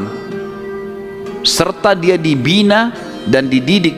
Dibina itu maksudnya dikasih, kalau bahasa Arab itu bina itu berarti seperti bangunan itu dibanguni, dididik, dibesarkan dan seterusnya oleh kakeknya sampai umur 8 tahun. Dan kalau kau benar kerabatnya, kau adalah pamannya. Abu Talib kaget, dari mana anda tahu semua itu? Benar semua. Dia bilang, kami temukan dalam kitab kami. Ketahuilah, keponakan kau ini adalah nabi terakhir yang sedang ditunggu oleh orang-orang. Dan kalau orang Yahudi tahu dia dari turunan Arab, maka pasti mereka akan membunuhnya sebagaimana mereka berusaha membunuh Isa alaihissalam. Kalau mereka tidak suka, mereka tolak, gitu kan. Maka jangan bawa ke negeri Syam, bawa pulang ke Mekah segera. Akhirnya dibawa pulanglah Nabi SAW ke Mekah pada saat itu. Waktu dibawa pulang ke Mekah, setelah tiba di Mekah, maka ada kejadian kecil di sini dan kita tutup dengan ini tentunya. Waktu sudah pulang ke Mekah, Abu Talib sudah mulai ketakutan karena dia sudah dengar informasi tentang ponakannya nih. Zaman dulu juga teman-teman sekalian, ada tradisi buruk ini sebenarnya, tradisi buruk juga. Seringkali dukun-dukun dan peramal ini menjual jasa. Mereka datangin negeri-negeri atau kota-kota, tawarin jasa. Datang, tancapin kemah, kemudian mereka jual jasa. Ayo siapa yang mau diramal, bayar. Gitu kan? Seperti itulah. Waktu itu pas Abu Talib tiba di Mekah, pas peramal-peramal lagi masuk di Mekah, maka orang-orang Mekah bawa anaknya suruh ramal, lihat mukanya, lihat tangannya, lihat segala macam. Pada saat itu teman-teman sekalian, Abu Talib ingin mengetes Dia bawa Nabi SAW, dicari sama dia, mana pimpinannya dukun nih, peramal-peramal nih. Ditemukan, lalu dibawalah Nabi SAW, waktu masih kecil, umur 12 tahun tadi, dibawa. Terus pimpinan peramal itu dalam kisah, dalam buku-buku sejarah disebutkan, memandang Nabi SAW dengan pandangan yang sangat tajam. Dan dia tidak bicara apa-apa. Dia mengatakan, tahan anak ini. Lalu dia masuk ke kemahnya. Kemungkinan dia bicara sama dukun, sama setan-setannya nih. Makan dukun. Ini saya nggak bisa tebak anak ini nih. Abu Thalib lihat pimpinan ini, biasanya dia kalau anak-anak Mekah datang, oh ini nasibnya begini, sudah bawa, bayar, seperti itulah. Ini enggak. Lama dalam kemah. Abu Thalib ketakutan, dibawa Nabi SAW. Dan Abu Thalib titip pesan, kalau dia tanya, jangan sebutin di mana anak ini. Dibawalah Nabi SAW pulang ke rumah. Abu Thalib kembali ke situ. Lama baru dukun itu keluar, peramal itu keluar dari kemahnya. Lalu dia teriak, mana anak tadi itu di sini? Nggak ada yang nyaut, karena Abu Thalib sudah titip pesan. Abu Thalib waktu itu termasuk anaknya Abdul Muttalib, raja Mekah. Tapi Abu Thalib tidak dinobatkan jadi raja pada saat itu kan. Maka mereka diam. Yang kedua kali, mana anak itu di sini? Sampai 3 kali. Kesimpulan terakhir, kata peramal itu, kita tentu tidak percaya peramal, tapi dia mengatakan, ya, kalau anak itu memiliki kedudukan yang sangat tinggi dan dia akan memimpin dunia, begitu loh bahasanya. Dengan ini teman-teman sekalian, maka orang-orang Mekah jadi lebih yakin kalau Nabi SAW ini punya kedudukan. Walaupun kita secara orang Muslim tidak percaya dengan dukun semuanya, tapi historinya begitu. Secara histori seperti itu. Allahu a'lam.